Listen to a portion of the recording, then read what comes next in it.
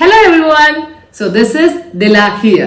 Welcome to my first vlog about aircraft and engines. അപ്പോൾ ഞാൻ ഇന്നലെ പറഞ്ഞ പോലെ എയർക്രാഫ്റ്റിന്റെയും എഞ്ചിൻസിനെയും പറ്റി ബേസിക്സ് ഉള്ള കാര്യങ്ങളാണ് ഞാൻ ഈ വീഡിയോയിൽ പറയാൻ പോകുന്നത്.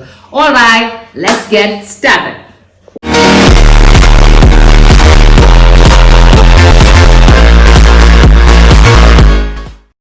Alright, അപ്പോൾ നമ്മുടെ വേൾഡില് കൊമേഴ്ഷ്യൽ എയർലൈൻസിന്റെ ലീഡിംഗ് പ്രൊഡക്ഷൻ കമ്പനിയായ രണ്ടെണ്ണം ഉണ്ട്, എയർബസും ബോയിങ്ങും.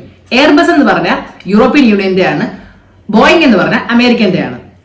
U can see the pictures over here. Okay, നമ്മുടെ എഞ്ചിൻസിനെ പറ്റി പറയുമ്പോഴത്തേക്ക് ഇനി നമുക്ക് എഞ്ചിൻസിനെ പറ്റി പറയാം. അപ്പൊ എഞ്ചിൻസിനെ പറ്റി പറയുമ്പോഴത്തേക്ക് നിങ്ങൾ നോർമലി കണ്ടിട്ടുണ്ടാവും, നോർമലി ഫ്ലൈറ്റിൽ കയറുമ്പോഴത്തേക്ക് നമ്മള് ഫാൻ ബ്ലേഡ്സ് പോലുള്ള എഞ്ചിൻസ് ആണ്. ശ്രദ്ധിച്ചാൽ മതി, നിങ്ങൾ കയറുമ്പോഴത്തേക്ക് ഈ നമ്മുടെ ഫാനിന്റെ ബ്ലേഡ് ഇല്ല, അതേ കണക്ക് ഫാൻ ബ്ലേഡ്സ് എന്നാണ് അതിന് പറയുക. അതിന് നമ്മൾ ടർബോ ഫാൻ എഞ്ചിൻ എന്നാണ് പറയുന്നത്.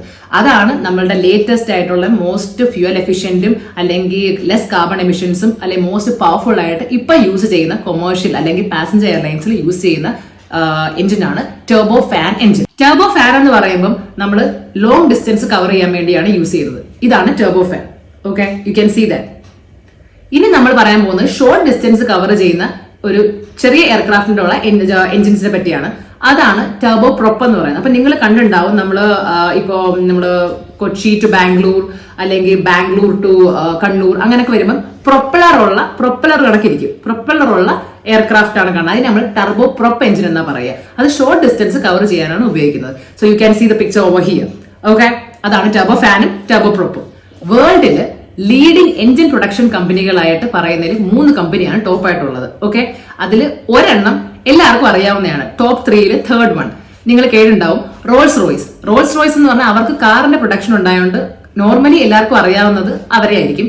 പക്ഷേ റോൾസ് റോയ്സിന്റെ വിങ് ഉണ്ട്, അവര് എയറോ എഞ്ചിൻ പ്രൊഡക്ഷൻ. അതാണ് റോൾസ് റോയ്സ് എഞ്ചിൻ എന്ന് പറയുന്നത്. റോൾസ് റോയ്സ് ട്രെൻഡ് 1000 എന്ന് പറയുന്ന എഞ്ചിനാണ് എയർബസ് A380 പവർ ചെയ്യുന്നത്. നമ്മുടെ എമിറേറ്റ്സിന്റെ ഫ്ലൈറ്റ് ഒക്കെ ഇല്ലേ, നോർമലി അവര് പവർ ചെയ്യുന്ന എയർബസ്, അവര് മാത്രമല്ല, ഞാൻ എയർക്രാഫ്റ്റിന്റെ കാര്യം പറഞ്ഞ ആ വലിയ ജംബോ ജെറ്റ് ഉണ്ടല്ലോ 4 എഞ്ചിൻ വരുന്നത്, ആ എഞ്ചിനിൽ നമ്മൾ എയർബസ് A380 ആണ് യൂസ് ചെയ്യുന്നത്.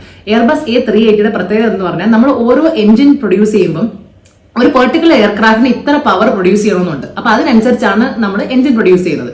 അപ്പം എയർബസ് A380 കൂടുതലും നമുക്ക് പ്രിഫർ ചെയ്യുന്നത് ഈ ട്രെൻഡ് റോൾസ് റോയ്സ് ട്രെൻഡ് 1000 കാറ്റഗറിയിലുള്ള എഞ്ചിൻസ് ആണ്. പക്ഷെ നമുക്ക് GEO അല്ലെങ്കിൽ വേറെ എഞ്ചിൻസ് ഉപയോഗിക്കാം. പക്ഷെ കൂടുതലും നമ്മൾ എയർബസ് A380 പ്രിഫർ ചെയ്യുന്നത് റോൾസ് റോയ്സ് എഞ്ചിൻസ് ആണ്. ഇനി ഈ ടോപ്പ് 3യിൽ മൂന്നാമത്തെയാണ് ഞാൻ പറഞ്ഞ റോൾസ് റോയ്സ് എഞ്ചിൻ എന്ന് പറയുന്നത്. രണ്ടാമത്തെ എന്ന് പറഞ്ഞാൽ പ്രാറ്റ് ആൻഡ് വിറ്റ്നി ആണ്. പ്രാറ്റ് ആൻഡ് വിറ്റ്നി എഞ്ചിൻസും അവർ കൊമേഴ്ഷ്യൽ അല്ലെങ്കിൽ പാസഞ്ചർ എയർലൈനിനും പ്രൊഡക്ഷൻ എഞ്ചിൻസ് പ്രൊഡ്യൂസ് ചെയ്യും, അതേപോലെ മിലിറ്ററിക്കും പ്രൊഡ്യൂസ് ചെയ്യും. അവരും ഭയങ്കര പവർഫുൾ എഞ്ചിൻസ് ആണ് പ്രൊഡ്യൂസ് ചെയ്യുന്നത്. ഭയങ്കര എഫിഷ്യന്റും കാര്യങ്ങളൊക്കെയാണ് അവരുടെ എഞ്ചിൻസ്. ഞാൻ അവരെ പറ്റി കൂടുതൽ പറയുന്നില്ല. ഇനി coming to my favourite and world's best engine production കമ്പനിയിൽ ആയ ജനറൽ ഇലക്ട്രിക് എന്ന കമ്പനിയാണ്. ഓക്കെ, ഇനി ഞാൻ ജനറൽ ഇലക്ട്രിക് കമ്പനിയെ പറ്റി പറയാം. ജനറൽ ഇലക്ട്രിക് എന്ന് പറഞ്ഞാൽ ഒരു അമേരിക്കൻ മൾട്ടിനാഷണൽ കൺഗ്ലോമറേറ്റ് ആണ്. അവർക്ക് ഒരുപാട് സെക്ഷൻസ് ഉണ്ട്. ഇപ്പം അതിൽ ഒരു സെഷൻ ആണ് GE എയറോസ്പേസ് എന്ന് പറയുന്നത്. ഓക്കെ, അതിന്റെ head quarters Cincinnati, Ohio, United States of അമേരിക്കയിലാണ്. അതേപോലെ ഇവർക്ക് പല വിങ്ങുകളുണ്ട്. അവരുടെ renewable source of energy, power, health care, finance, അങ്ങനെ ഒരുപാട് സെഷൻസ് ഉണ്ട് അവർക്ക്. അതിൽ ഏറ്റവും കൂടുതൽ റവന്യൂ പ്രൊഡ്യൂസ് ചെയ്യാണ് GE എയറോസ്പേസ് കമ്പനി എന്ന് പറയുന്നത്. നമ്മൾ പറയാൻ പോകുന്ന വേൾഡ്സ് ലാർജസ്റ്റ് കൊമേഴ്ഷ്യൽ, അതേപോലെ most powerful, even Guinness book record വരെ ഉള്ളതാണ്. അതാണ് GEയുടെ GE9X എഞ്ചിൻ എന്ന് പറയുന്നത്. അത് പവർ ചെയ്യുന്നത് ബോയിങ് 777 ഫാമിലിയാണ് അവർ പവർ ചെയ്യുന്നത്. ട്വിൻ എഞ്ചിൻ ആണ് അവർക്ക്. ട്വിൻ എന്ന് പറഞ്ഞാൽ 2 എഞ്ചിനുള്ള അവരെ പവർ ചെയ്യുന്നതാണ് ഈ പറഞ്ഞ GE9X എഞ്ചിൻ. ഞാൻ പറഞ്ഞില്ലേ, ഓരോ എയർക്രാഫ്റ്റ് ഡിസൈൻ ചെയ്യുമ്പോഴത്തേക്ക് അവർക്ക് ഇത്ര ത്രസ്റ്റ് അല്ലെങ്കിൽ ഇത്ര പവർ പ്രൊഡ്യൂസ് ചെയ്യുന്ന എഞ്ചിൻ വേണം. അപ്പം ഈ എസ്പെഷ്യലി ബോയിങ് 777 ആണ് ഈ പറയുന്ന GE9X എഞ്ചിൻ ഉപയോഗിക്കുന്നത്.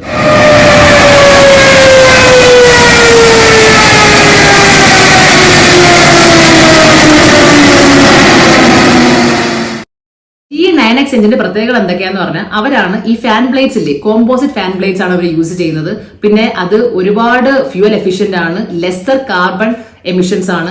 പിന്നെ ഇവരുടെ ബൈപാസ് റേഷ്യോ എന്നൊരു സംഭവം ഉണ്ട്. അത് നമ്മളെ ഈ ടർബോ ഫാനിന്റെ ഒരു കാറ്റഗറിയാണ്. അത് ഞാൻ ഒരുപാട് പറയുന്നില്ല, ബിക്കം ടു ടെക്നിക്കൽ, നിങ്ങൾക്ക് മനസ്സിലാവില്ല. പക്ഷെ അതിന് high turbo fan bypass ratio ഉള്ള ഒരു എഞ്ചിനാണ്. ഓക്കെ, അത്ര അറിഞ്ഞിരുന്നാൽ മതി. ഇനി GE എഞ്ചിൻസ് അവര് നമ്മളെ പാസഞ്ചർ അല്ലെങ്കിൽ കൊമേഴ്ഷ്യൽ എയർലൈൻസ് മാത്രമല്ല, നമ്മുടെ മിലിറ്ററിക്കും അവർ പ്രൊവൈഡ് ചെയ്യുന്നുണ്ട്. അതുകൊണ്ടാണ് അവർ ലീഡിംഗ് എഞ്ചിൻ പ്രൊഡക്ഷൻ മാർക്കറ്റിൽ അത്രയും മാർക്കറ്റ് വാല്യൂ ഒക്കെ ഉള്ളൊരു കമ്പനി എന്ന് പറയുന്നത്. അവർ മിലിറ്ററിയും കൊമേഴ്ഷ്യലും രണ്ടും കൊണ്ടുവന്നൊരു വലിയ കമ്പനിയാണ്. അപ്പം അവരുടെ പ്രത്യേകത എന്താന്ന് പറഞ്ഞാൽ നമ്മളെ ഇന്ത്യൻ മിലിറ്ററിയിൽ നിങ്ങൾക്ക് അറിയാം തേജസ് മാർക്ക് 1 HAL ആണ് അതിന്റെ മാനുഫാക്ചർ ഇൻ ഇന്ത്യ. പക്ഷേ in accordance with engine produce ചെയ്യുന്നത് GE. അപ്പം അവരുടെ തേജസ് മാർക്ക് 1 പവർ ചെയ്യുന്ന GE എഞ്ചിൻസ് ആണ്. ഓക്കെ, GE IN-20 എന്ന് പറയുന്ന എഞ്ചിനാണ്. അതിന് F4 എന്ന് പറയുന്ന ഒരു വലിയ എഞ്ചിനാണ്. ഞാൻ അത് ഫുൾ നെയിം പറയുന്നില്ല. IN-20 എന്ന് പറഞ്ഞാൽ മതി. ആ എഞ്ചിനാണ് ഇതിന് പവർ ചെയ്യുന്നത്. അപ്പം അതിന്റെ വീഡിയോ ഞാൻ അറ്റാച്ച് ചെയ്തിട്ടുണ്ട്. So you can watch it.